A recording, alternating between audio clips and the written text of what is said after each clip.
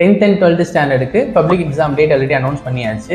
10th ஸ்டாண்டர்டுக்கு March 28ம் 12th ஸ்டாண்டர்டுக்கு March 3rd அனௌன்ஸ் பண்ணியிருக்காங்க.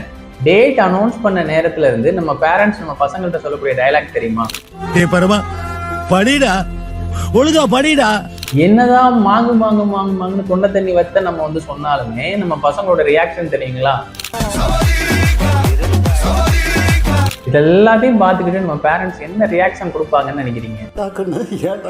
இந்த மாதிரி பண்ணி தொலைறீங்க. சரியா 12th ஸ்டாண்டர்டுக்கு 1 மந்த்தும் 10th ஸ்டாண்டர்டுக்கு 1 மந்த் 3 வீக்ஸ் இருக்கு. நம்ம வைகைபியில் என்ன சொல்லியிருக்காரு?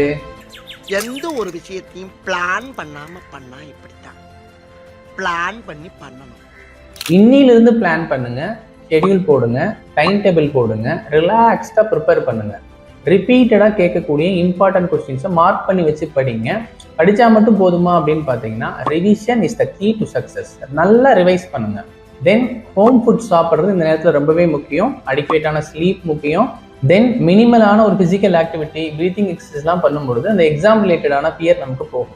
என்ன பண்ணக்கூடாதுன்னு பார்த்தீங்கன்னா, நம்ம மாப்பிள்ள படிச்சாரா இல்லையா, ஏன்னா மாப்பிள்ள படிச்சையா அப்படின்னு கேட்டிங்கன்னா தேவையில்லாத ஒரு ஆன்சைட்டி நமக்கு வரும்.